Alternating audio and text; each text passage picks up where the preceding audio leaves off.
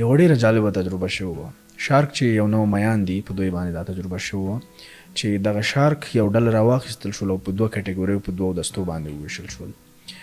د دې نه یو کټګوري شارک په بحر کې خوشې کړل چې د عمل ته لوی شي او په دې کې ټریکران ولګول چې بیرته یې وروسته پیدا کړي، او یوه ډله یې چې دا په شیشه یي فش ټانکونو کې یا د اوبو په ذخیرو کې واچول شول او د دې ذخیرې ټول سایز چې فرض کړئ تاسې 3-4 متره.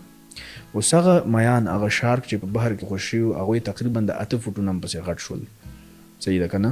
د خپل ایوریج سایز د خپل اوسط سایز په اندازه باندې لوی شول. اما هغه میان هغه شارک چې په شیشه یي فش ټانکونو د اوبو په ذخیره کې لوی شوي وو هغوی صرف او صرف هماغومره غټ شول چې څومره د دوی دا شیشه یي فش ټانکونه او دغه ذخیرې وو، یعنې 2 الا 3 متره 4 متره.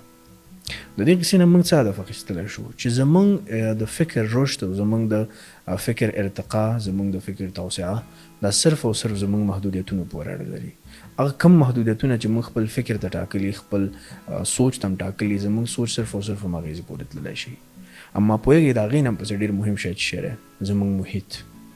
صحیح ده که نه؟ په فکري لحاظ کیدای شي موږ ډېر زیات څه تصور کړو، ډېر زیات ښه ایډیاګانې موږ ولرو، ډېر ښه مفکورې موږ ته راشي، اما کله کله زموږ محیط زموږ په پښو کې نښلي موږ راایساروي. او زموږ محیط څوک دي؟ هغه خلک چې موږ ورسره ناسته ولاړه ده، هغه خلک چې موږ ورنه متاثره کیږو، هغه خلک چې موږ ورسره ډېر کینو پاسېږو، هغه خلک چې زموږ ملګري دي، هغه خلک چې موږ په غیر اختیاري شکل باندې د هغوی عادات اډاپټ کوو او توافق ورسره کوو. اوس که چیرې موږ خپل ملګري، خپل دوستان، خپل شاوخوا خلک، خپل همکاران په دغه رقم باندې انتخاب کړي چې هغوی د لوی فکر خاوندان دي، نو زموږ فکر به هم د محدودیتونو نه خلاص وي او زموږ فکر به هم لامحدوده مخکې ځي. اما که چیرې موږ د داسې خلکو سره ملګرتیا کړي، زموږ ناسته ولاړه، زموږ نفوذ او نفوذ دواړه داسې خلک وي چې هغوی خپل فکر محدود اوسي او هغوی نه غواړي چې خپله رشد وکړي، نو څه فکر کوي موږ به څنګه رشد وکړو. نو دا ډېره مهمه ده د یو خوشحاله ارامه ژوند لپاره، د یو پرسکونه ژوند لپاره چې موږ د خپلو شاوخوا خلکو انتخاب سره رقم وکړو. اوس کیدای شي د هغه کیسې او تجربې په لحاظ باندې میانو ته، شارک ته دا اختیار نه و ورکړل شوی د الله تعالی د قوانینو، د طبیعت د قوانینو په حساب باندې چې هغوی د خپل محیط انتخاب وکړي، اما انسان ته ورکړل شوی دی.